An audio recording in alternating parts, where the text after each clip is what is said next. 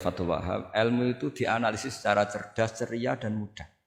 Saya dulu itu ya iskal sama hadisnya Nabi, kullu ummati mu'afan illal mujahirin. Semua umatku dimaafkan asal ketika dosa itu enggak cerita kalau dosa. Saya dulu jenggat. Orang dosa cerita dosa itu kan kesannya jujur baik. Tapi setelah saya pikir-pikir itu benar Kanjeng Nabi. Misalnya makanya kembali ke tadi.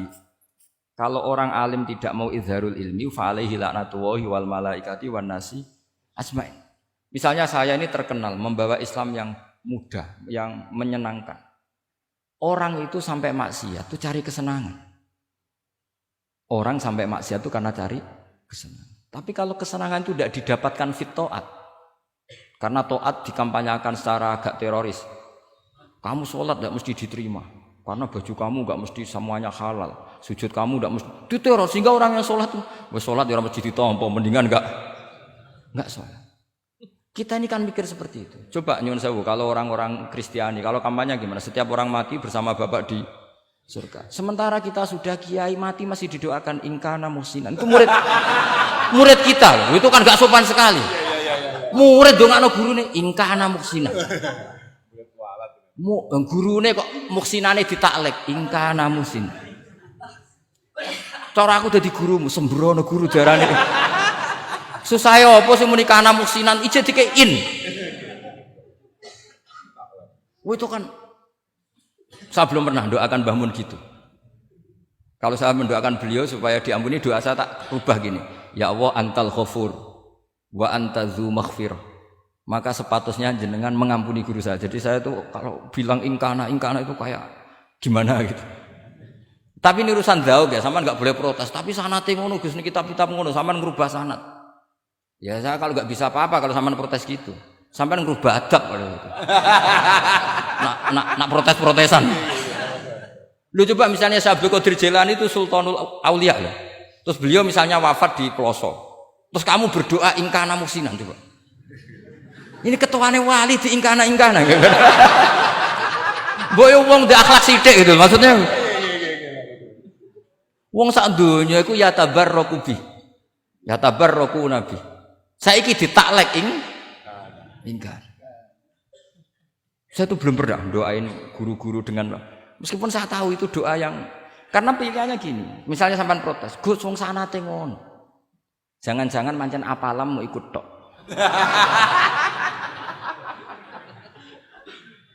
Loh Imam Syafi'i itu kalau doain mayit, ini sekaligus ijazah tapi haram ditiru. Ya tapi ijazah tapi haram ditiru. Imam Syafi'i itu pernah ngecewakan seseorang karena beliau itu idola, ada orang meninggal beliau diminta rawuh. Doanya hanya gini toh, ya Allah, Engkau itu tetap menjadi Tuhan meskipun tidak menyiksa orang ini. Jadi menyiksa orang ini tidak kebutuhan Engkau. Kalau tidak jadi kebutuhan Engkau ya tidak usah dilakukan, Gus. Itu terus pulang keluarganya gerembeng, iki piye ndonga ngono tok. Tapi satu keluarga itu diimpeni mayit itu diampuni gara-gara doanya Imam Syafi'i. Ya Allah, anta ghaniyun, anta itu ghaniyun an adzabim. Engkau tidak perlu menyiksa orang ini. Engkau tetap Tuhan, tanpa menyiksa orang ini tetap Tuhan. Jika itu tidak kebutuhan engkau, ya sudah tidak usah dilakukan. Terus iya. Jadi kalau saya doain guru-guru ya Allah sifat ghafur engkau itu pasti efektif. Enggak mungkin sifatnya jenengan kok boten tembus. Ya sudah, ya seperti itulah ya Allah.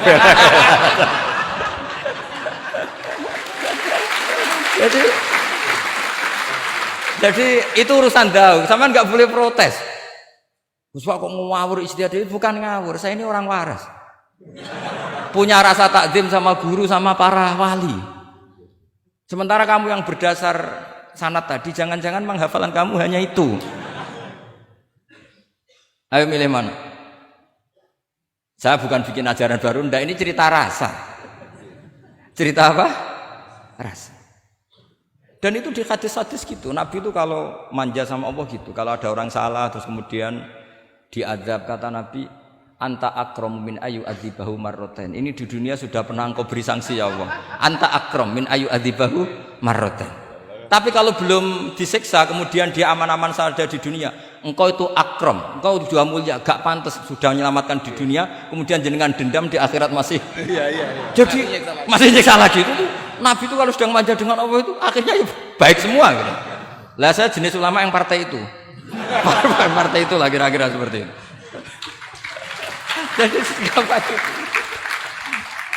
Ya jadi ini relax saja ini monggo niki tadi sesuai janji saya hanya 10 menit dari sekarang. Saya juga mungkin saya nanti tetap pulang karena saya besok ngajar di setainya Gus Yofur. Mungkin saya itu sudah janji sama istri saya setelah Yai wafat paling saya ini dibully pernah sepuh itu 2 tahun. Semoga setelah 2 tahun saya naik lebih sepuh. Pakai dalil-dalil yang agak-agak angkuh tadi karena terpaksa. Jadi sekarang ngalah 2 tahun, setelah itu saya pakai sanad yang saya sepuh gitu. Supaya enggak digekongkonan terus gitu. Tapi saya tidak tahu tingkat adab saya sampai berapa tahun saya tidak tahu gitu. Tapi saya mohon sama yang Musayyid Fathul Wahab, ilmu itu dianalisis secara cerdas, ceria dan mudah. Saya dulu itu ya iskal sama hadisnya Nabi kullu ummati mu'afan illal mujahirin. Semua umatku dimaafkan asal ketika dosa itu enggak cerita kalau dosa. Saya dulu jenggat. Orang dosa cerita dosa itu kan kesannya jujur baik gitu. Tapi setelah saya pikir-pikir itu bener Kanjeng Nabi. Misalnya sampean cerita ning anakmu, ya zaman mondok Ploso wis sering nak marung utang enggak bayar ya biasa. Ya biasa sekolah gak munggah. Itu jujur apa mengajarkan? Mengajarkan suatu saat anak sampean goblok persis bapak. Maka penting tidak jaru itu penting. Makanya kata Nabi semua umatku diampuni kecuali yang cerita-cerita dosanya. Karena dengan cerita itu artinya apa? Misalnya sampean zaman puber pacaran. Terus kamu cerita, "Ya dhisik untuk ibumu ya pacaran." Wis tak goncekno ngalor ngidul. Itu jujur, tapi suatu anak kamu pacaran kan alasannya apa? Niru bapak. Tapi nak kamu sok suci, pacaran haram. Oh. Pak, lah kowe kok untuk ibu? Wah, itu pangeran peparinge. Lo kan ngira bodoni, wah itu peparinge pangeran. Gak pacaran, Pak. Oh, pacaran haram. Kena muni ora kan bodoni. Pacaran haram tuh. Aku untuk bojo peparinge Allah. Wah, itu dimaafkan malah itu. Lo coba nyuwun sewu, ini analogi ya nyuwun sewu. Kalau andekan semua yang pernah zina itu ngaku zina. Kalau itu jumlahnya 1000 saja, 1000 itu punya keluarga. Satu orang minimal punya keluarga 10. Akan dipakai justifikasi kalau suatu saat zina berdasar pernah Pak D-nya atau Pak L-nya. Iya enggak? Tapi kalau semuanya enggak ngaku dan semuanya nyuwun sewu sok suci. Wanteng ning masjid, sak wiridan nuwangi. Suwan anak putune kok, "Wah, mbahku khusuk kuat." Padahal nangisnya perkara nyesal tahu mau. Tapi artinya apa? Konsep yang dikatakan Rasulullah SAW itu kan luar biasa. Kullu ummati mu'afan illal mujahirin. Karena dengan jihar, memang di situ masdarnya kok jadi jihar. Jadi bukan ijhar tapi jihar. Jadi memang bahasa Arab itu agak unik. Misalnya di nahwu itu masdar itu kalam. Kalam berarti sulasi mujarrad. Tapi fiilnya enggak kelaku. Kalimah yaklimu kalaman itu enggak melaku. Sing melaku itu lam yatakallam. Tapi padahal masdarnya kalam. Jadi suara sama raya kok wis pengalaman. Masalah lughat itu pengalaman sekali. Jadi memang bahasa Arab itu lucu. Apalagi lafadz bagho malah paling kasus dalam bab yungqalu. Bagho maknane lacut. Bareng melok wazan imbagho. Yang bagi sayukjo. Iku piye? Biasanya makna sulasi mujarrad sama mazid kan enggak beda-beda jauh. Barang kena bagho tuntas. Bagho dadi yang bagi. Lan takok, yang bagi sulasi mujarrad apa? Bagho, Pak. Bagho maknane apa? Jare tiang-tiang lacut, Pak. Mergo wis bingung gurune ben nerangno bingung. Daripada bingung wis jare tiang-tiang maknane lacut. Kayak laisa ku fi'il mandi, mudhari endi? Ora ono mudhari. Mandi kok ora ono mudhari? Ya mandi wae ora usah mudhari. Terus repot bahasa Arab wis repot. Kene ora melok dibahas mau apa coba? Ya sudah takdir ngono ae sudah. Jadi apa yang dikonsepkan Rasulullah SAW itu pasti yang terbaik.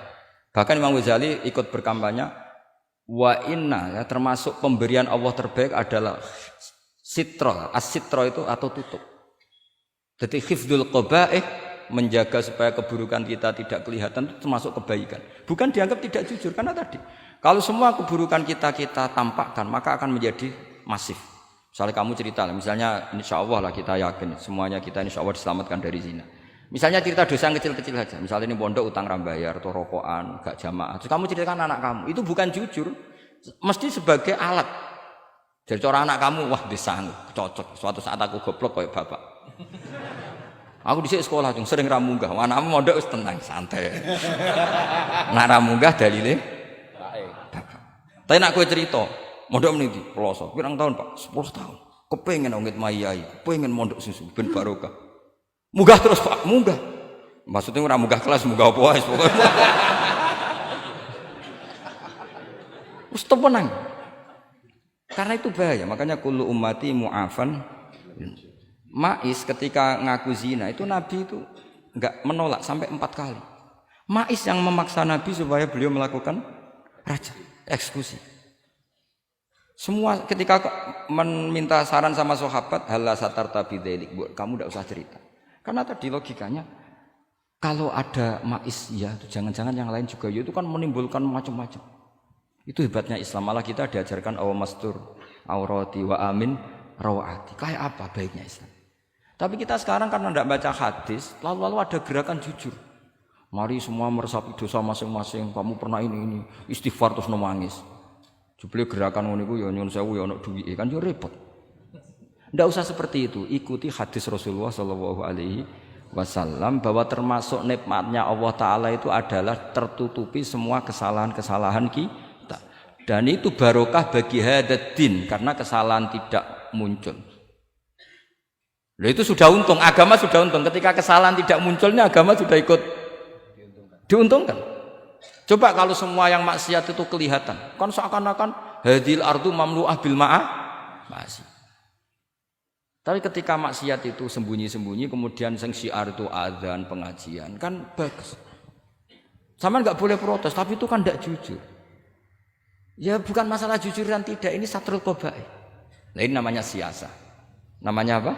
Siasa. Siasa itu tidak harus politik tentang negara. Kita mengelola diri kita sendiri butuh apa? Butuh siasa. Jadi misalnya kamu cerita kebaikan kamu kepada anak, biar kebaikan itu ditiru. Tapi kalau anak kamu tanya, Pak, sampean nate salah, itu sesuatu yang paling saya takutkan, Cung. Karena aku sering na'udzubillah minas salah. Tapi Bapak pernah salah enggak? Itu pertanyaan enggak penting. Karena tadi bahaya.